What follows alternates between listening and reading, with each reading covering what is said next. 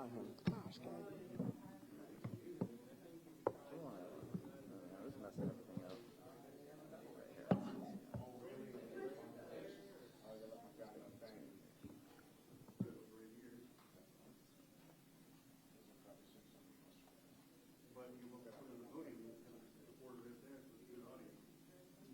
Alrighty. Everybody, this is your mic check. Everyone, this is your mic check.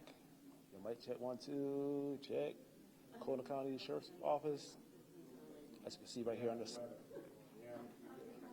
Hey, what's going on, Scott? This is Chris. All right, I got the shot up. Hey, not much, chilling. All right, I got the shot up. So, 2, 3. All right, you see me? All right. Hopefully the audio's good. Everything. All right. Thank you much. All right. All right. Thanks.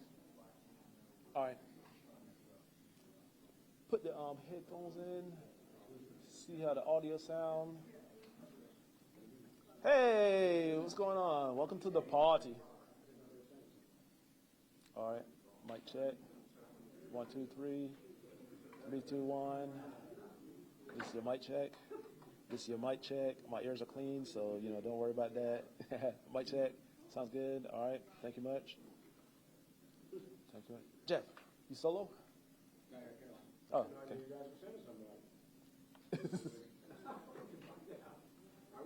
All right.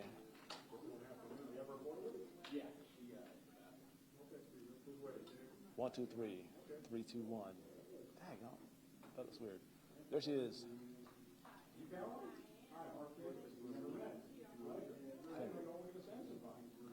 Mic check. Okay. Oh, you going on hardline also? All right. All right. With all this interference. Exactly. I never go wireless.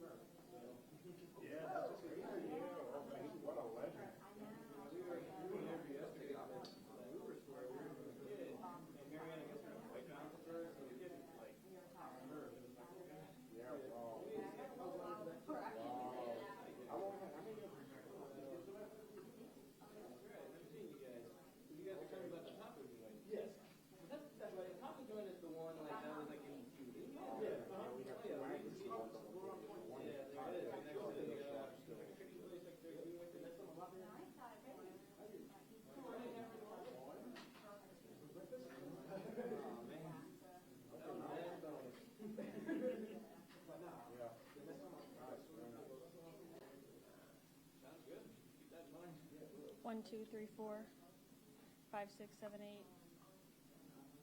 9, 10.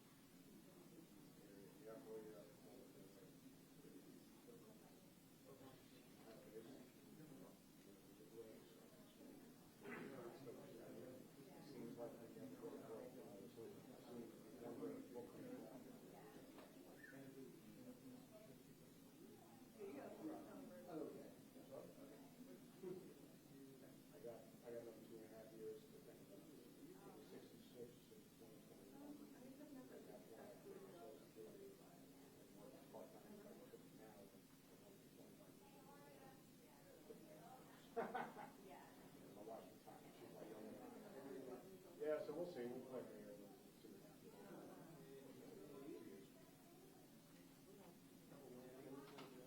Huh?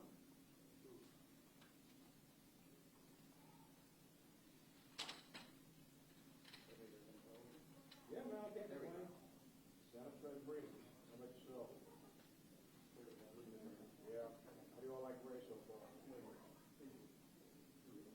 Yeah. Well, they have a job.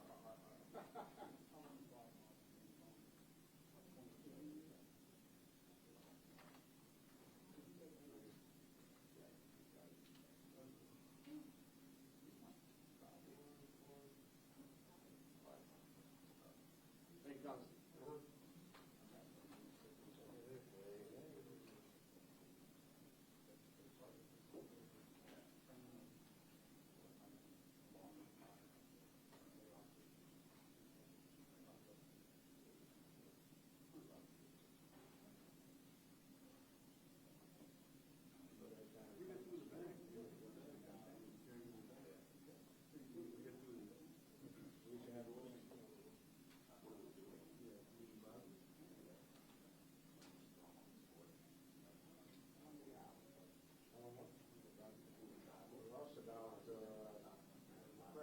40 minutes?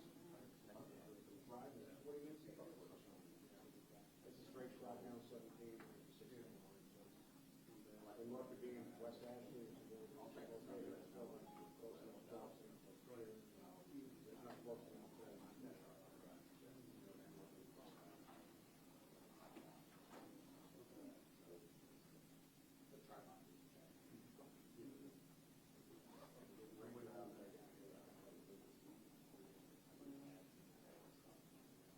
Yeah, it's gonna hit here this afternoon, so it's it'll be any speed.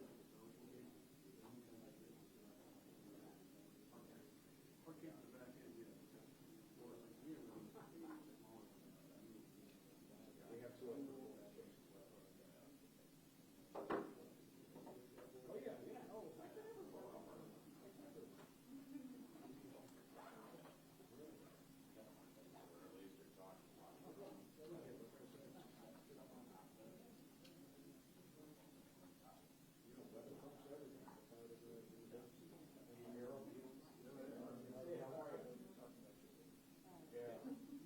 You're still a kid, you're not retired yet. You're catching up on it. Well, you're older than I am. Are you serious? Yeah. You look good, man. Let's go to that drink, huh? You're older than 16? I'm 4.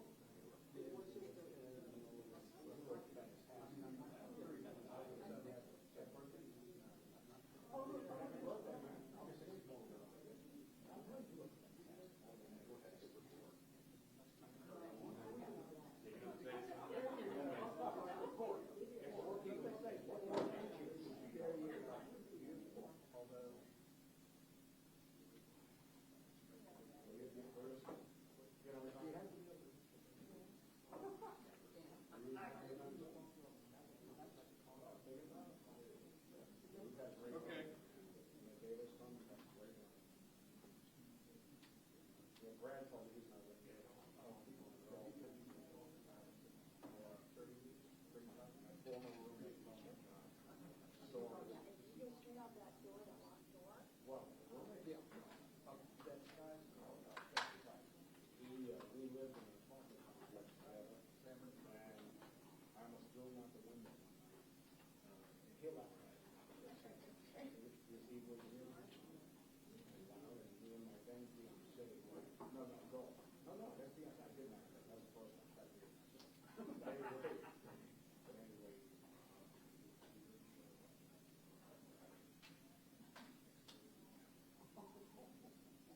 He's not one, but I love him.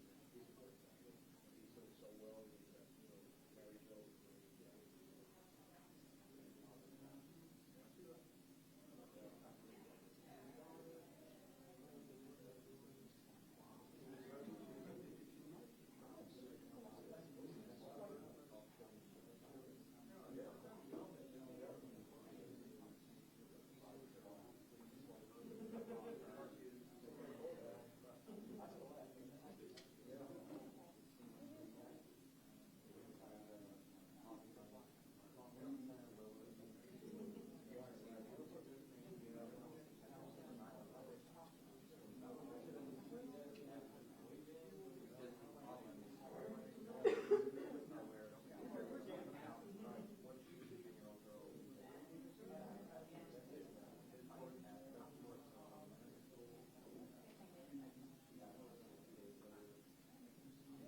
You guys are nominated some more votes and stuff. Well,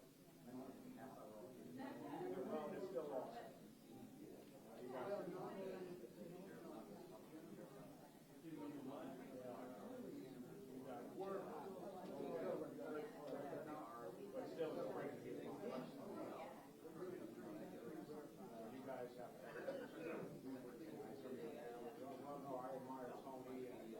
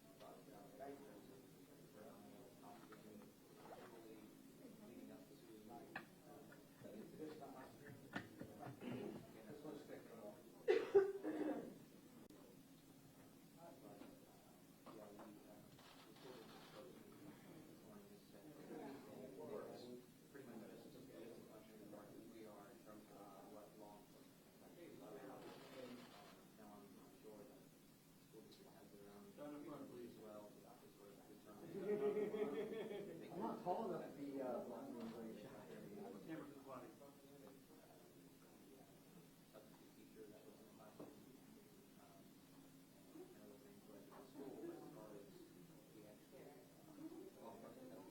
Oh, great. That is my best agent.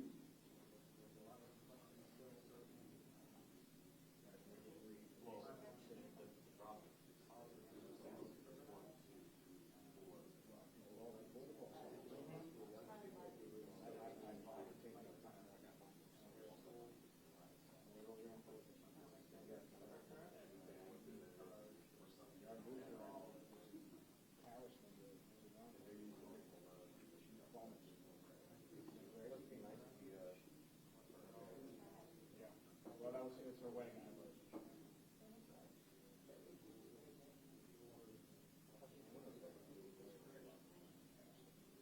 Brought and know-how and new stuff.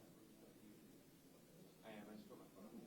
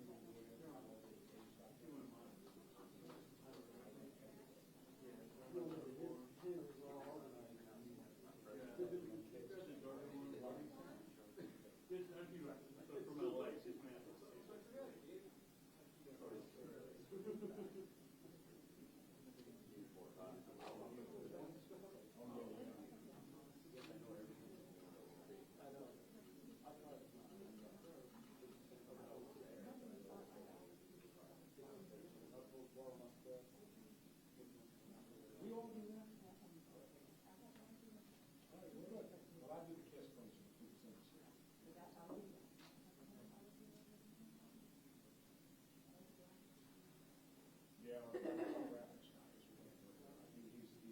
I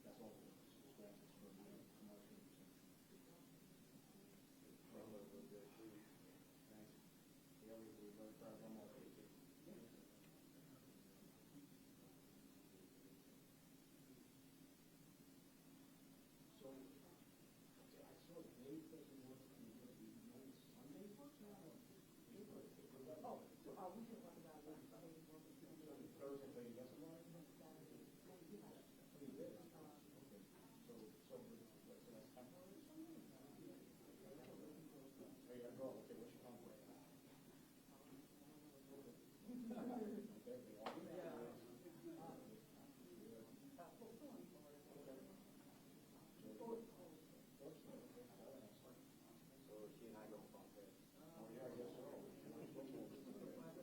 could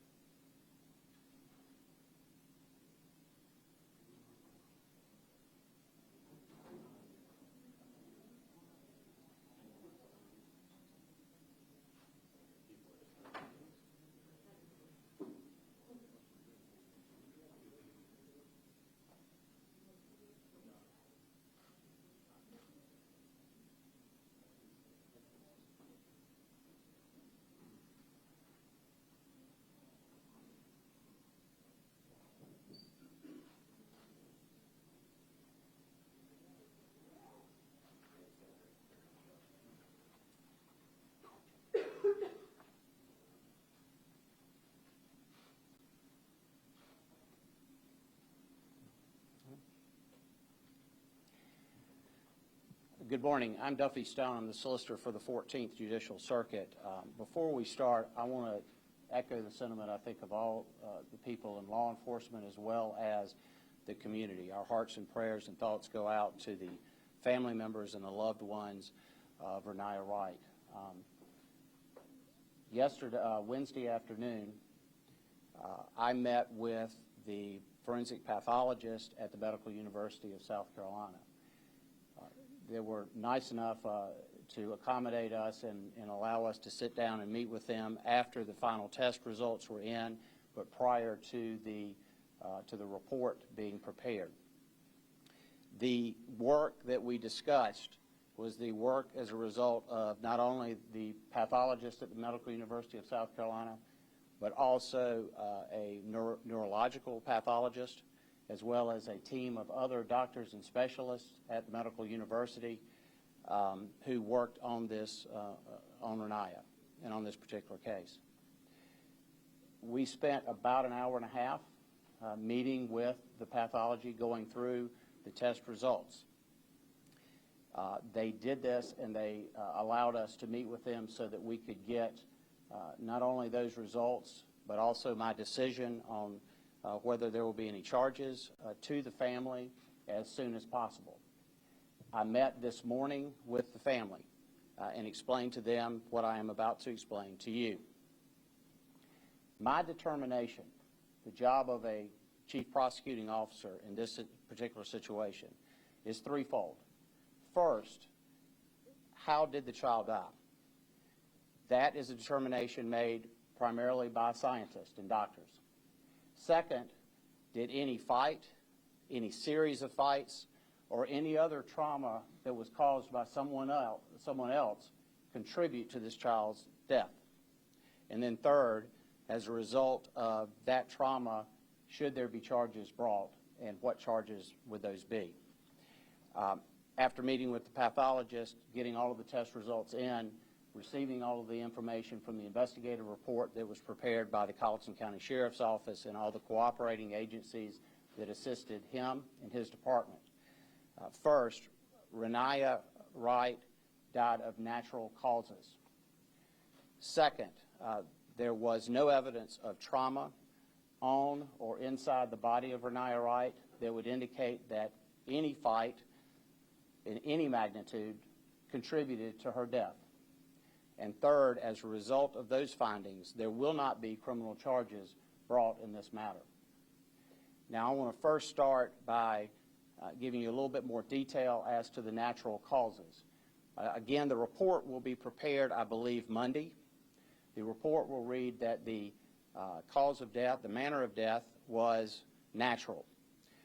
It was caused by what is referred to in the medical community as an arteriovenous vascular malformation, or AVM.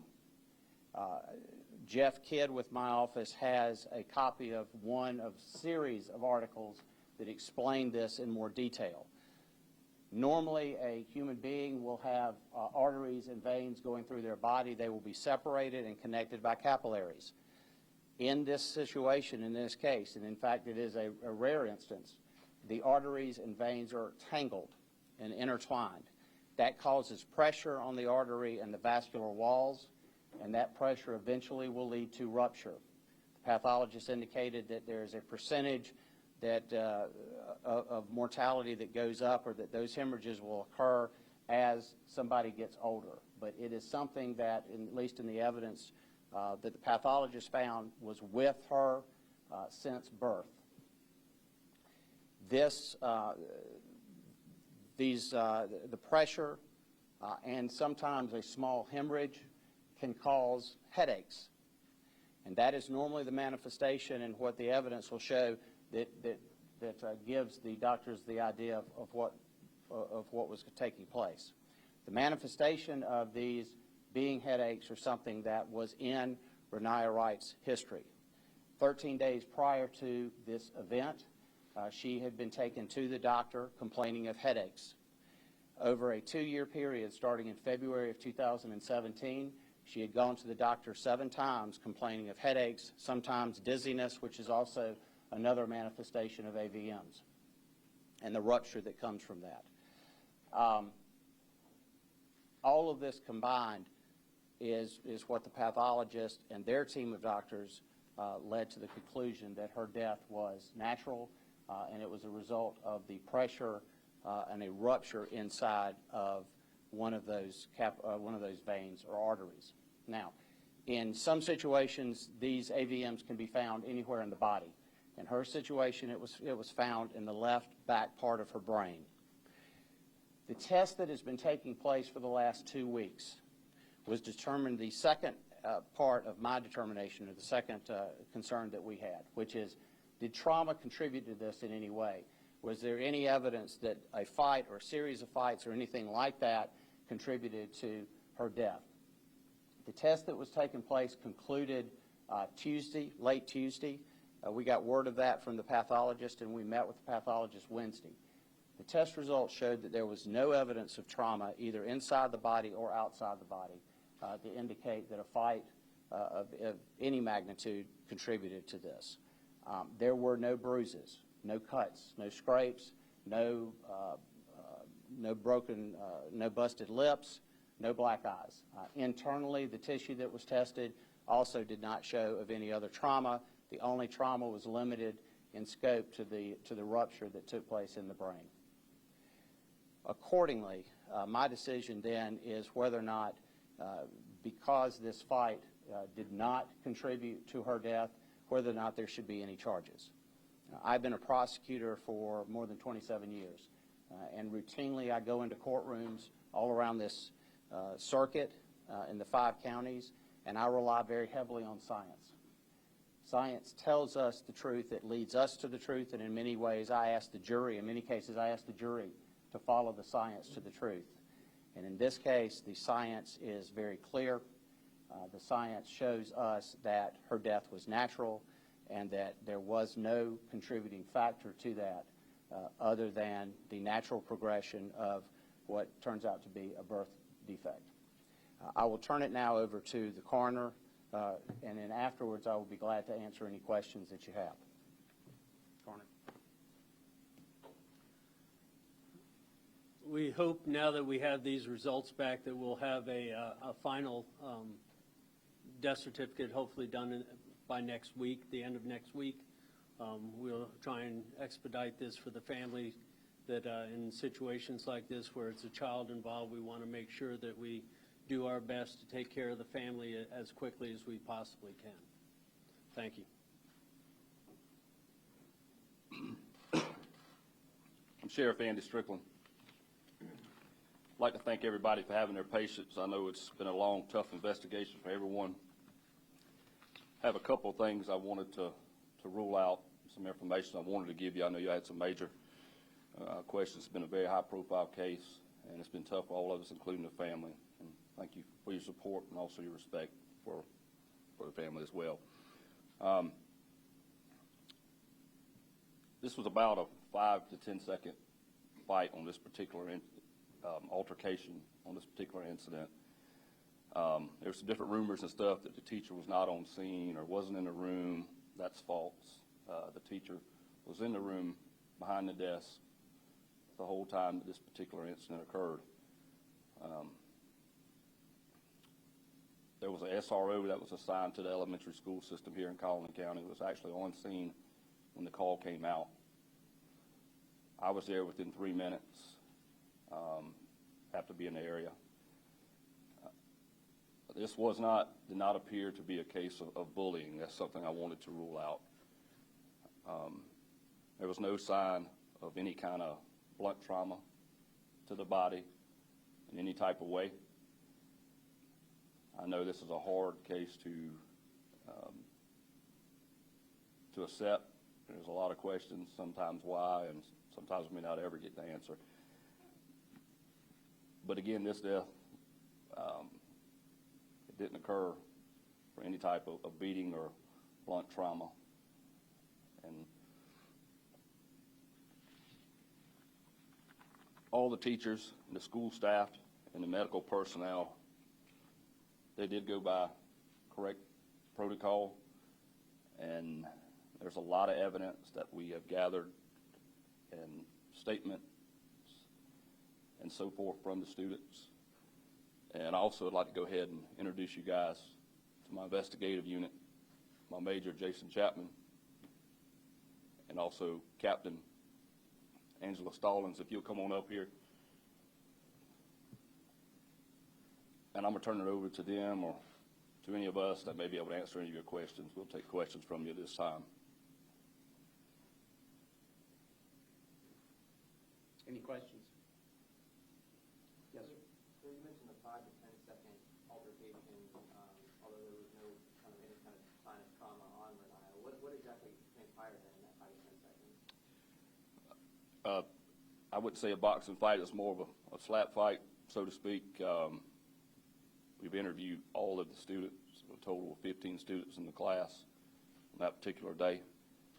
And before they left at 5 o'clock that day, those interviews took place and also demonstrated on what, kids at 10 years old may see different things. But on this particular incident, I can't say what occurred earlier that day. On this particular incident, there was a 5 to second slap fight that occurred in the front right-hand corner of the classroom, and within seconds they were pulled apart between the teacher and also the principal that was within a short walking distance from the class. Yes? How do you expect the community to react to these findings?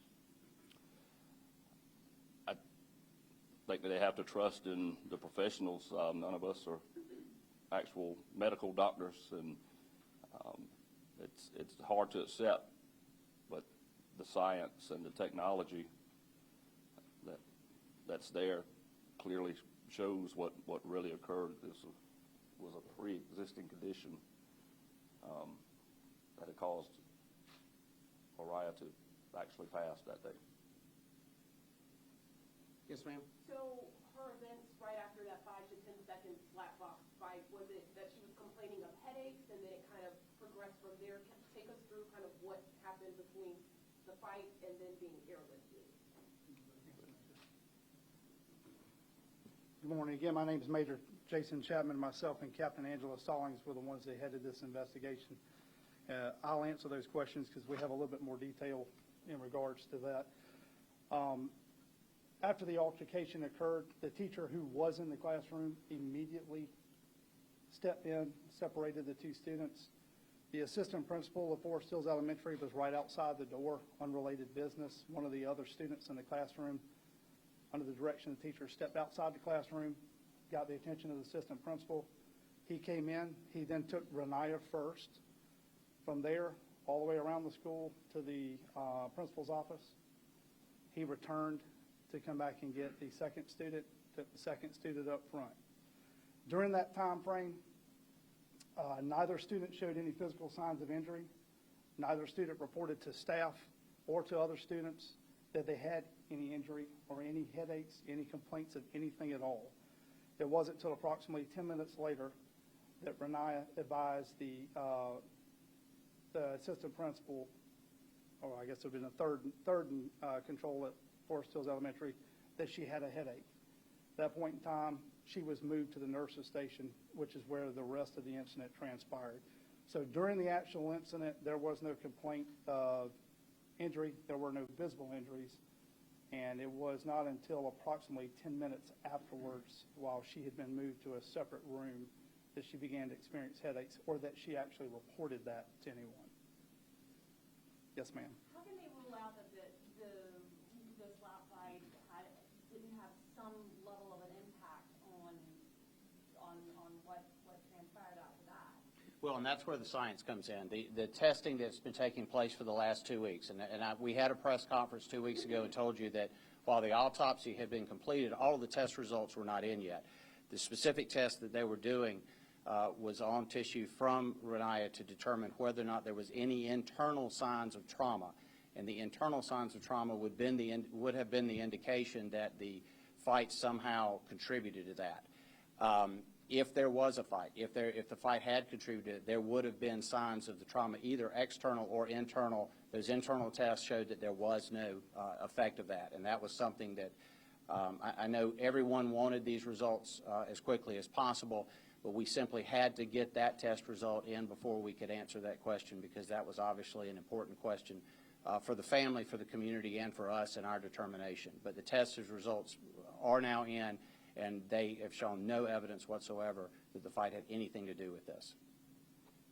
Looking at that science, apart from any damaged tissue and that sort of thing that you mentioned, is there any science that talks about stress levels or blood pressure that might have any indication? And I provided you at least one article on this. It's a relatively rare condition. I spoke in depth with the pathologist, and understand too that not only was this pathologist the one that was performing these tests, but the actual report on the trauma relation came from a neuropathologist also at the medical university. There was also an entire team of doctors that worked on this to make this determination. Again, they had no signs whatsoever that the fight had anything to do with it or contributed to it in any way. We don't know. And again, I think that when you're dealing with any situation in which you have multiple witnesses, they're going to see different things. Whether or not she was actually struck, in what way, if there was actually even any contact or it was a wrestle, there's hardly any way for us to tell, which is why the science becomes so important. And that's the part that we rely on as prosecutors every day. It's what I talk to juries about all the time. So when you asked how would the community react, I expect them to react to the truth. And the truth is shown to us through this science, which is almost always the case, at least in my profession and in criminal prosecution. Yes, ma'am. The student that was suspended, is she back in school? I don't know. That was not part of my determination, so I don't know the answer to that. How does the family think it is? I'll let the family speak for themselves. I cannot imagine, and I never meet with a family and tell them that I know how they're feeling, because I routinely meet with families who have lost loved ones. I cannot imagine the pain that they're going through. I do not want to speak for them. I will let them answer whatever they need to handle on that. Yes, ma'am. Speak about bullying in education generally. I know that it wasn't a factor in I'll let Sure. There are a number of things that we looked at during this investigation, and I want to clarify several of them while we're all here today. First and foremost, we did in the beginning, as you heard Solicitor Stone and Sheriff Strickland mention, we did in the beginning ask for the family's patience, the public's patience, that this was going to be a very involved investigation. There's a reason that there was a strict amount of silence in this case, because of the fact that it was inside the school, the sheer number of witnesses, and the amount of evidence that had to be processed by the investigators at the sheriff's office. And in order to maintain the integrity of that case and ensure that no one from our staff was reacting to anything but science and truth, was that we had to seal this up. The family and their attorneys, and we are very appreciative of the respect that they gave us and the patience that they displayed during this long time investigation. Same thing with the public. I know everyone wants to know what happened. I myself have a child in that school. Everyone has questions they wanted answered. But we had to go about this in the proper manner to make sure that we were investigating it properly and not reacting to anything but what the crime scene revealed and what other evidence obtained throughout the investigation revealed. A couple of those things the sheriff mentioned earlier. There was an SRO stationed at Forest Hills Elementary. That SRO was on duty, and he was on post at the time of this incident. He was not in that classroom, but he was on duty at school. One of the second rumor, there was not a teacher present in the classroom, or that she wasn't paying attention.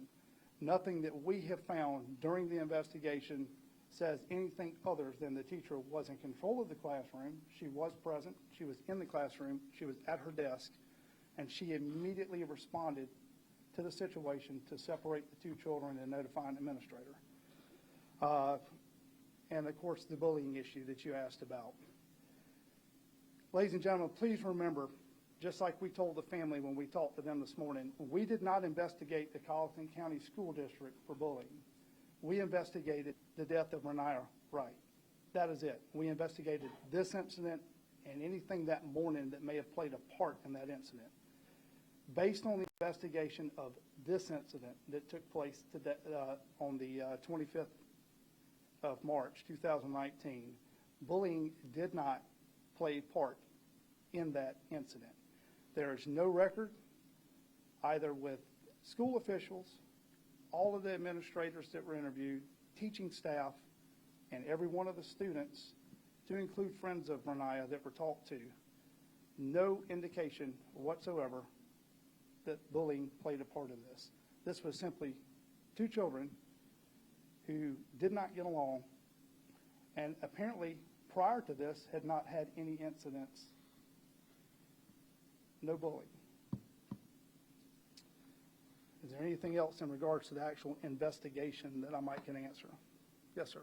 So, I mean, we're talking about two young children, but it wasn't bullying. But why were they slapping each other? Did anybody indicate what sort of sparked that disagreement? Both. We actually have a statement from Raniya that was taken, and they have obviously statements from the other children that were involved or that were in the classroom, as well as the other child that was involved. And it appears to be petty children's things. We're not going to go into the actual detail of exactly what it was, but it did not appear to have been anything that transpired prior to that date, or nothing that had grown from any type of ongoing problem with one another. Matter of fact, speaking with the teachers of both of those students, there's not any documented incidents prior to that with them having any issue. Yes, ma'am. Was there any video surveillance that you were able to view in the classroom? Okay, that's one thing we will clarify as well. There is no video surveillance inside the individual classrooms. Forest Hills Elementary School does have video surveillance inside the commons areas, the hallways, the exterior of the school. All of that video surveillance footage, the entire day's worth of video surveillance footage was obtained. It was secured immediately by Carlton County School District the day of the incident, and it was transferred over to investigators and then transferred over to Solicitor Stone and his personnel. It was reviewed in its entirety, all 7 hours that was collected. Each individual camera was reviewed both by investigators and the solicitor staff. And everything that I'm telling you today, the video surveillance played a part in solidifying those statements. Yes, ma'am. Is there any other video you heard rumor that maybe a student had taken stuff from the video? We have heard the same rumors, and despite our extensive, exhausting search, we have no video outside of what was obtained from the school district and their cameras. A quick question, just for my own clarification. Yes, ma'am. So if this fight had never happened, would Raniya Wright have still passed away? Was there? I believe the solicitor's got a better answer for that than I do. According to the pathologist, it was, these hemorrhages can take place just about at any time. The short answer to that question is yes, because the fight did not have anything to do with her passing away. It did not have anything to do with the rupture, and it did not facilitate it. At least there's no evidence of that. So the answer is yes, it was a matter of time, unfortunately, that this would rupture, and the rupture, and of course the other issue with this is, as I said earlier, this can be in any part of the body, or in a number of parts of the body. In this case, it was in her brain. So it sounds like you're saying this is almost like not a coincidence, but the fight happened at that time. Yep, it's going to, yes. Yes, ma'am. Just for clarification, can you say, I know you said that she went to the doctor how many days prior to this incident? 13 days prior to the incident, and then over a period starting in February of 2017 was the first time that, at least as far as I went back on the medical records, February of 2017, she went to the doctor complaining of headaches, and then from there on 6 other times, including the time which was 13 days prior to this incident. And again, the headaches are a manifestation of these AVMs, and they can either be small ruptures, which is causing the hemorrhaging, which causes the headache, or the pressure itself. In each one of the doctor visits, there was some indication that there were other things going on as well. But at least two, and I want to make sure I get that right, but at least 2 times dizziness was also accompanying, which is also a manifestation of this.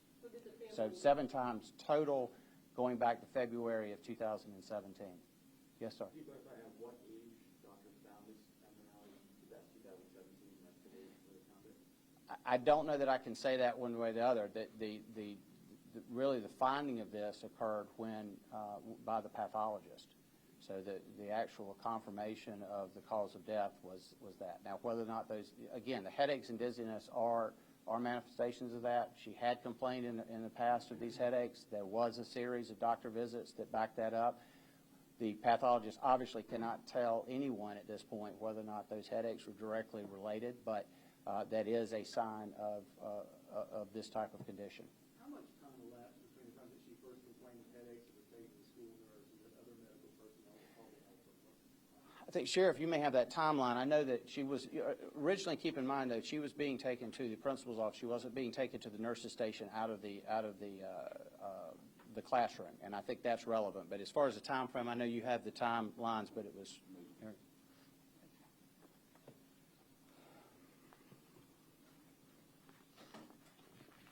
I want to make sure we're giving you correct information, so bear with us just for a moment, please.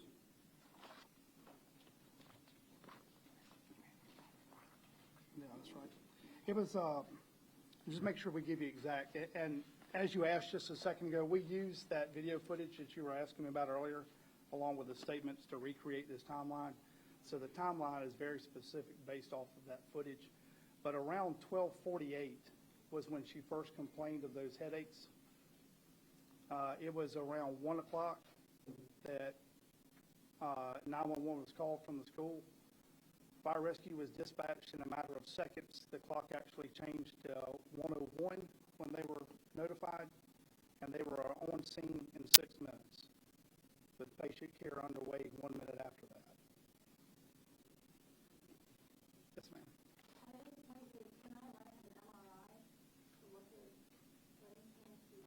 Talking about as far as history is concerned? Was she being treated on any level for this?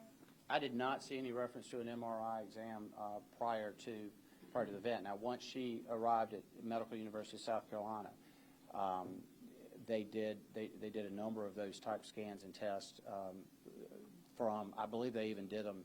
I'm not sure about the Colleton Hospital, but I know once they got to MUSC, those tests were done. But if your question is, were they done 2 years ago, I did not see any record of that, no. Was the school notified that she was having headaches? Were they aware that she was having some problems with that? I don't know the answer to that. That wasn't part of my analysis on this, so I can't answer that. Yes, ma'am. How long was from the time of when she complained of headaches at 12:48 to when she was having practice? Sure.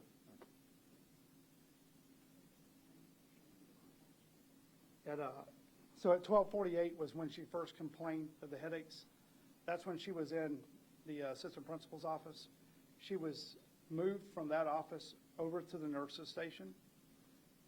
Right prior to getting to the nurse's station is when she, according to the statement from the assistant principal, she went down to her knees complaining of dizziness. She was then moved into the nurse's station where the nurse began to do an assessment on her. She actually got sick and vomited at that point in time. The records provided by the nurse show that she was doing what would normally be done in this situation, where she was doing an assessment of vitals, blood pressure, breathing rate, so forth. And then she vomited partially a second time, and that's when she became what they're referring to as unresponsive. Very short amount of time, and one thing that the sheriff had mentioned earlier and that I want to reiterate is that, again, dealing with this one single incident and the extensive investigation that we've done, it appears that everyone involved, from the students in the classroom all the way up to the medical staff at the university, it appears they did everything according to protocol, their protocol or their respective policy.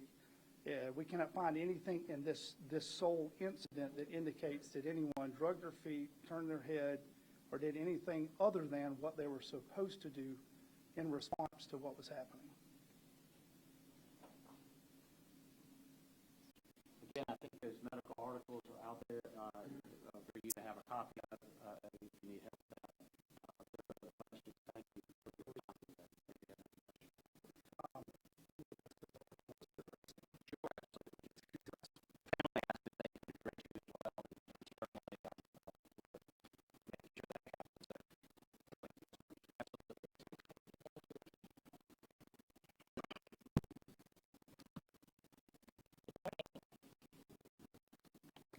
My name is Raniya Wright. I am one of the attorneys representing Ashley Wright. Of course, she is the mother of Raniya Wright.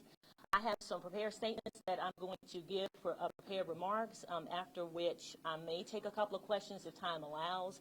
I believe that Ms. Wright would like to make a statement. We're probably going to go outside of the Sheriff's Department so they can get back to the business of keeping Colleton County safe. So if you all would, if you're interested in hearing her remarks, we're going to move over afterwards. Let me start by thanking Solicitor Stone, Sheriff Strickland, and the entire Colleton County Sheriff's Department and Coroner Harvey for their work on this investigation. I particularly want to thank Major Chapman and Detective Stallings, and I will say that Major Chapman has held our hand throughout this entire process. He's been so extremely responsive. I really truly felt like he felt the pain of the family, and he wanted to make sure that the Sheriff's Department did a good job, and we certainly commend him for that.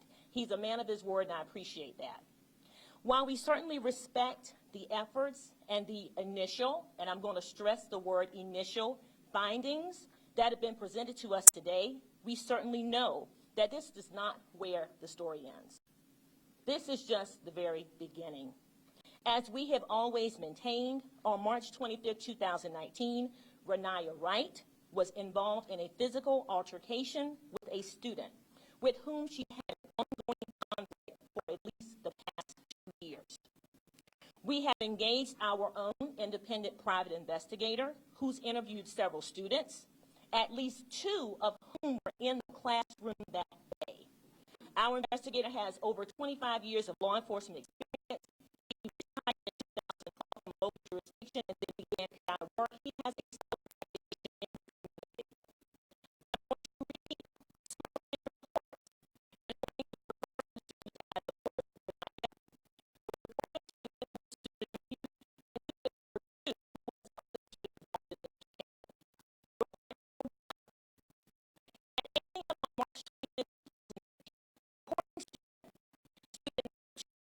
and Raniya were all in PE class with Ms. Booth and Coach Ritz.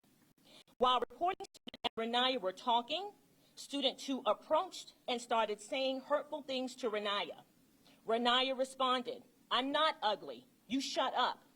Student 2 then told Raniya, "Your mama is broke, you got a big nose, you look like a boy, and you like girls." The conversation ended because the class walked outside to play.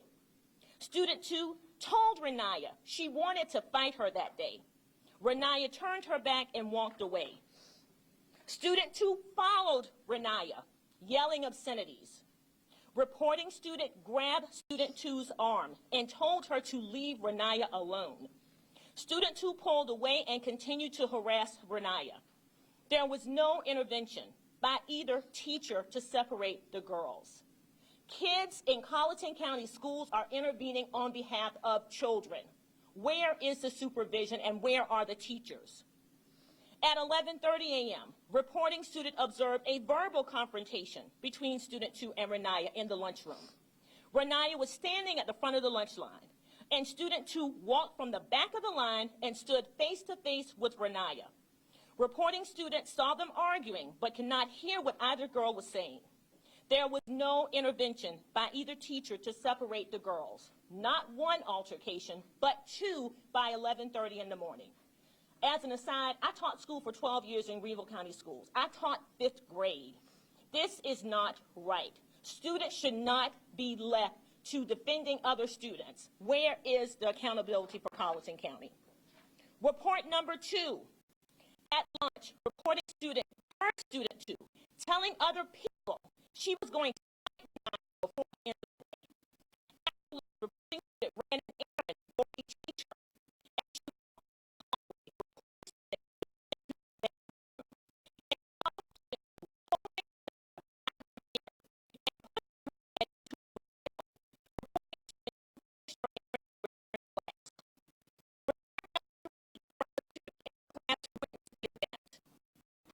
Reporting student in the same academic with student 2 and Raniya. Their two primary teachers are Ms. Babb and Ms. Culpepper Johnson. In second grade, reporting student witnessed student 2 get into trouble for throwing desks in the school. In the fourth and fifth grade, reporting student saw student 2 slap 2 male students. Reporting student also states student 2 kicked Ms. Ritter, a teacher, in her knee after she had surgery. Why is student number 2 still in school? In the opinion of reporting student, student 2 has too much anger inside and does not know how to handle conflict without violence. Why is it that our children are left to fend for themselves in Colleton County schools? Student 2 often takes advantage of a substitute teacher to misbehave. This is according to reporting student. On March 25th, there were 2 incidents between Raniya and student 2. Reporting student Ms. Babb was absent, and a substitute, Ms. Carmen Regina Miller Brown, was the substitute teacher in their class. The first altercation took place while standing in line en route to special area classes. Raniya and student 2 exchanged words.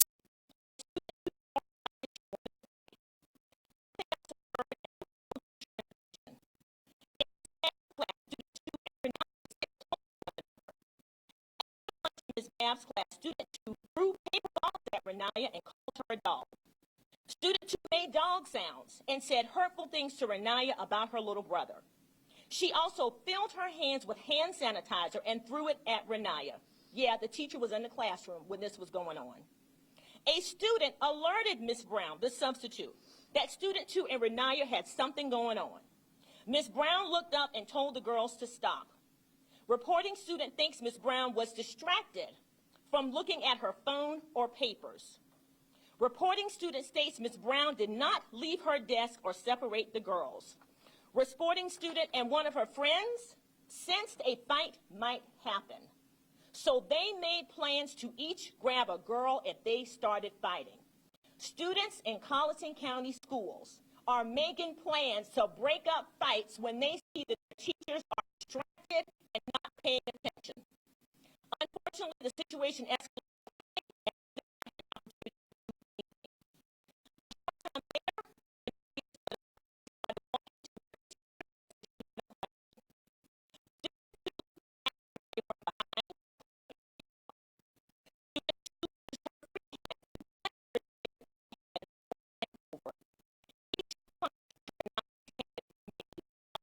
Sound. With Raniya's head in a chokehold, student 2 slung Raniya into an orange file cabinet, all the while hitting her in the head. Reporting student saw an object the size of a brick fall on top of Raniya's head. The object that fell had the words written on it, "I'm glad you are my teacher."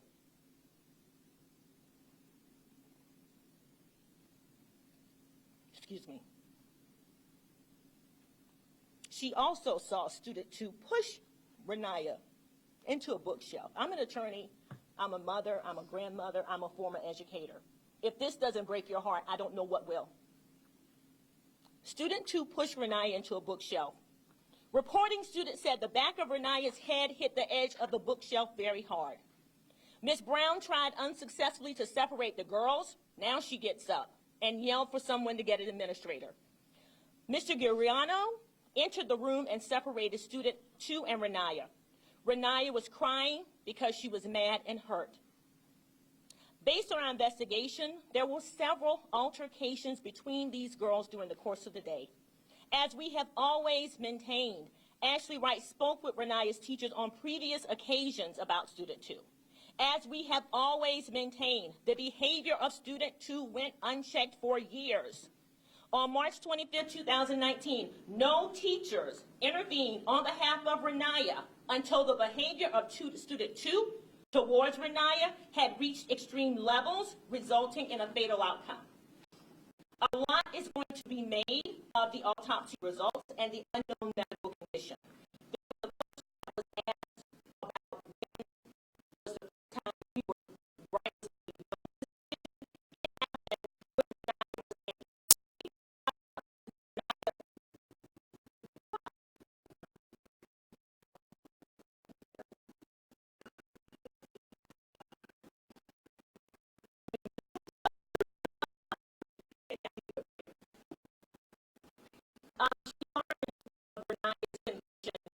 When this incident happened. She had no knowledge of this. This was something that was unknown. My client will speak more about Raniya being an active, playful child, the fact that she did not know of this medical condition, the fact that Raniya was involved in basketball. In fact, the weekend before, she celebrated her brother's birthday all weekend long. She played so much she didn't even want to go home. We believe that she was an active child. Again, she played basketball. We plan to meet with Dr. Angelina Phillips from MUSC and review her initial findings. We will offer information from our investigation to ensure she has a total view of the incident. We will ask her very specifically, if Raniya had this vascular issue, what was the trigger for the rupture? Why and how did it happen? We will ask her, if a child with this issue is beaten about the head, has her head rammed into a file cabinet, has been placed in a chokehold, has her head rammed into a bookshelf, and has a brick-sized object fall on her head, would it trigger the event that ultimately led to her death?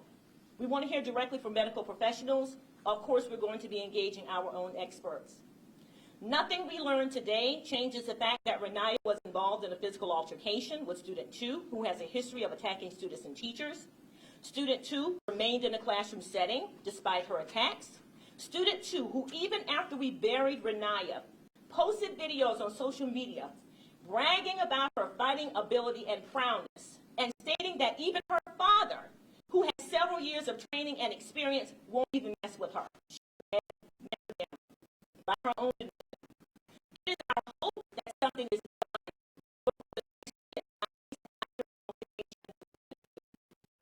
the Colleton County School District will be held accountable for the events leading up to the death of Raniya Wright. Thank you. I will take maybe 1 or 2 questions, but maybe I've said it all. Okay. Are any criminal charges being brought against the sheriff's office, school district? Being brought by? Okay, I think that's already been answered. I would certainly refer to what remarks the sheriff and Solicitor Stone made prior to us coming out. Ma'am, so you totally dispute the findings?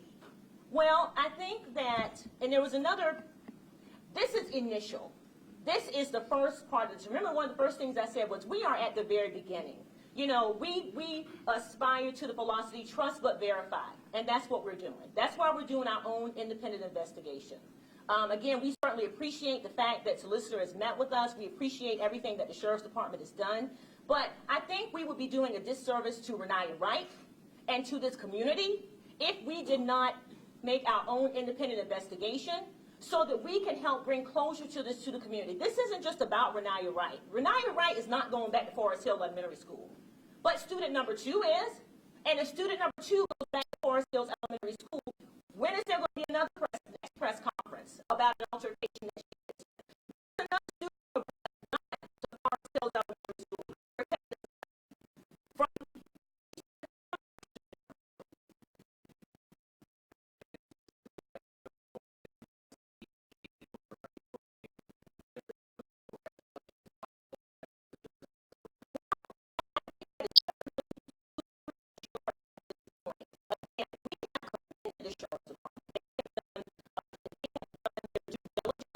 In terms of getting the information, again, we said trust but verify. Some of the information that we have certainly is corroborated by the investigation. Some of it may not be. And it's our job to fully vet all the information that we have, and that's what we're going to do. Yes? Could you speak to how Ms. Wright raised concerns about Raniya being bullied and what the response to the school was? Well, there was at least one occasion where she went to the school. These girls had been in the class together for a couple of years. There was at least one occasion where she went to the school and actually complained about the young girl. Since the bullying continued, bullying, altercation with students continued, she has since called the teacher on several occasions. Let me tell you about Ms. Wright. She's a single parent, raising her kids on her own. She works in Somerville, works not that far from where I live. She leaves her house at 5 o'clock in the morning to come to work so she can make a good living to take care of her children. So what she thinks is the right thing to do, because you know what? I got to work because I got to pay my bills. My baby keeps telling me that these things are happening. I'm going to call the school, and that's what she did. She spoke to the teacher on several occasions. When Raniya would get home, she would say, well, I talked to the teacher. Did anything happen? No, Mama. Did she get silent lunch? No, Mama. Did she lose a recess? No, Mama. Those are the things that she's done. I think it was the complaint where she went into the school, that was made during last school year. And again, she had several calls to the teacher directly. When you leave it in the teacher's hand, what more is there you can do? I have a quick question. There seems to be a big ocean between what students told you. Well, I don't know if it's, okay, I'm not certain. We haven't had an opportunity to look at what their statements are. I've read two statements from our investigator who is former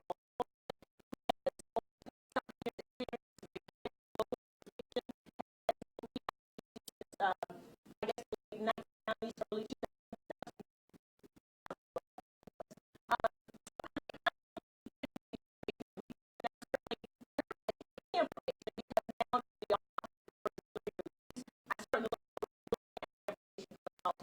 Department, but we're getting information from our own investigation. Just in terms of this whole thing, that you dig deeper into it. Well, the police have this official record with the witnesses they talked to yeah. who said bullying was not a problem. And an answer. Well, I mean, again, your students are saying something. we have students who were in the classroom that day. Do I need to go pull their reports and see if they mesh? I haven't had an opportunity to do that. I'm telling you what they told our investigator. We have students that weren't in the classroom that day that talked about altercations in the past between these two and talked about this particular student. And I'll take one more question, if there is another, if there's not. Are you questioning the autopsy results at all? At this particular point, we haven't seen them. We plan on talking with the pathologist. We plan on maybe even getting our own expert to review them for us. At this point, we're taking it at face value. Again, trust but verify. And we will certainly begin the process of verification. Someone else made a statement about high blood pressure and would the stress of an incident have contributed to the rupture. I think there is some science out there that might support that. But thank you so very much. Again, my client is going to be available to make comments somewhere off, maybe the site, outside somewhere. We'll figure it out. We'll let you guys know. Thank you. Before you leave, can you spell your name? Pizarro, like the Spanish explorer. That's what I told my students when I taught fifth grade. Pizarro. First name? Margie, Margie. Thank you. Are you all meeting us like right outside here? Or You know, I think what I want to do again is I want to get out of Sheriff Strickland's way, and I mean, I think we will just. I have no idea. I don't know. You probably should leave, but I don't know. Sheriff Strickland, is the parking lot open? Yes, ma'am, that's fine. All right, parking lot is.